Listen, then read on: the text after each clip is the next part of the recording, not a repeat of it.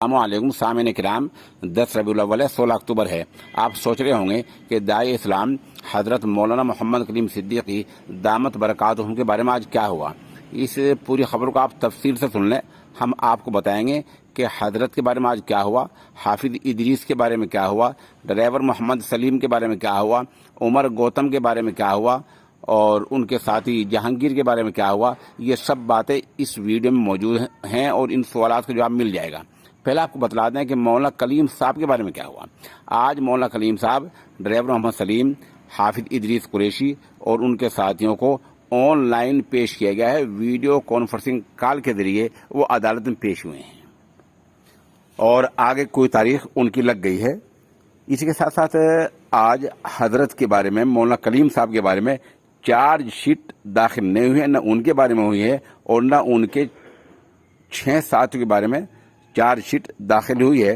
खबर से एजेंसी में यह खबर बिल्कुल वाज़ेह हो चुकी है। उधर मोमिन एडवोकेट का कहना है कि उन्होंने हजरत की गाड़ी के बारे में, हाफिज इदरीस के स्कूटर के बारे में, एटीएस के ताल्लुक से अदालत को अर्जी दी है और उसमें दरख्वास्त दी गई है कि इन गाड़ियों का पता लगाया जाए, क्योंकि एटीएस इन गाड़ियों के बारे में कुछ नहीं बता रही है। अगर गाड़ियों का दुरुपयोग हो गया, गलत इस्तेमाल हो गया तो उसका जिम्मेदार कौन होगा, ये मोमिन एडवोकेट कहना है। उधर उमर गौतम के बारे में क्या हुआ। उमर गौतम के बारे में एटीएस ने उनके 10 मुलजिमों के बारे में दूसरी चार्जशीट दाखिल की है। इस दूसरी चार्जशीट में एटीएस ने कई तरह के दावे किए हैं, वो सुनने काबिल हैं। पहला दावा एटीएस ने यह किया है कि इस मामले में तकरीबन उमर गौतम के मामले में 100 करोड़ की गैर मुल्की फंडिंग का मामला सामने आया है और एटीएस की माने तो उसके हाथ सबूत भी लग गए हैं। एटीएस ने दावा किया है कि ये जो 16 मुलजिम पकड़े गए हैं, इनमें से 2 का ताल्लुक अल-कायदा से भी है, ऐसा सामने आया है। और ये भी है कि हवाले के जरिए इस नाजायज मजहब की तब्दीली की जो मुहिम चल रही थी, लंदन से लेकर अमेरिका और खलीज के देशों से, खलीजी मुल्कों से फंडिंग हो रही थी, जिसमें गुजरात से ऑपरेट होने वाला, इन गुजरात से चलाया जाने वाला हवाला सिंडिकेट, हवाले का मामले ने अहम रोल अदा किया है, ऐसा एटीएस ने दावा किया है।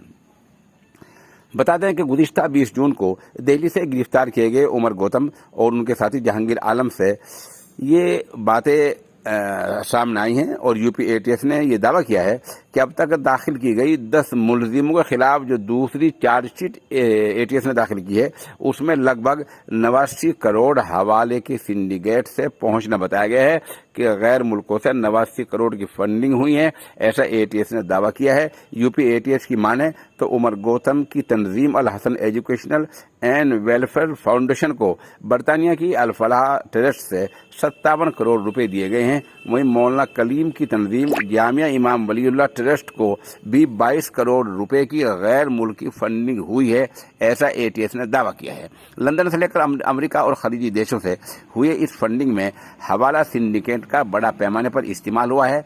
इतना ही नहीं, नाजायज तब्दीली मजहब के बारे में पकड़े गए 2 मुलजिमों का ताल्लुक अल-कायदा से बताया गया है, ऐसा एटीएस ने दावा किया है। बहरहाल एटीएस ने आज कई दावे किए हैं, अब देखना ये है कि अदालत में ये दावे कहाँ तक ठहर पाते हैं। बहरहाल इतना आपको हम बतला दें कि मौलाना कलीम साहब और उनके साथियों के बारे में अभी कोई चार्जशीट दाखिल नहीं हुई है। बता दें कि यूपी एटीएस से गिरफ्तार किए गए कुल 16 मुलजिमों में उमर गौतम, जहांगीर और आलम समेत 10 मुलजिमों के खिलाफ 2 चार्जशीट दाखिल की जा चुकी हैं, लेकिन अभी तक मौलाना कलीम समेत 6 मुलजिमों के खिलाफ चार्जशीट दाखिल होना बाकी है, ऐसा आज मामला सामने आया है। इसमें कोई उलझन नहीं है कि मौलाना कलीम के बारे में कोई चार्जशीट अभी तक दाखिल नहीं हुई है।